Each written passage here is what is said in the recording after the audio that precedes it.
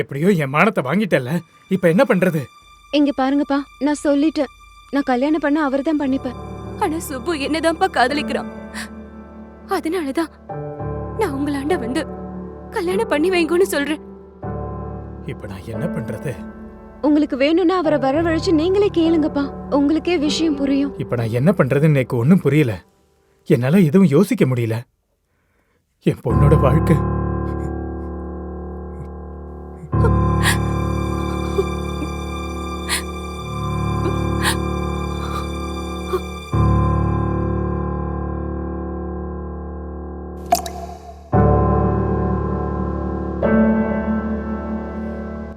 Padwa rascal, செய்யறதெல்லாம் செஞ்சுட்டு இப்படி உட்கார்ந்துட்டு இருக்க. இப்ப உங்க பிள்ளைய திட்டி என்ன பிரயோஜனம்? அதான் விஷயம் வெளியில தெரிஞ்சிடுத்தே. அடுத்து என்ன பண்றதுன்னு பேசுவோம். இவன் பண்ண வேலைக்கு என் தலையை தண்டவாளத்துல தான் வைக்கணும்.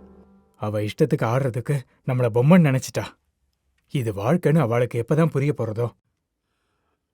நீங்க என்ன வேணா நினைச்சுங்கோ, இதுக்கப்புறமும் இந்த கல்யாணத்தை நடத்துறதுல எனக்கு இஷ்டமில்லை. என் மனசுலயும் அதே தான் இருக்கு. அதை உங்களாண்ட சொல்றதுக்கு எனக்கு கொஞ்சம் சங்கோஜமா இருந்தது. இவ பண்ண வேலை இப்போவாவது தெரிய வந்துச்சே. இதே நிச்சயத்துக்கு அப்புறம் தெரிய வந்திருந்தா நிஜமாவே மானம் போயிருக்கும். அந்த பகவானுக்கு தான் நன்றி சொல்லணும்.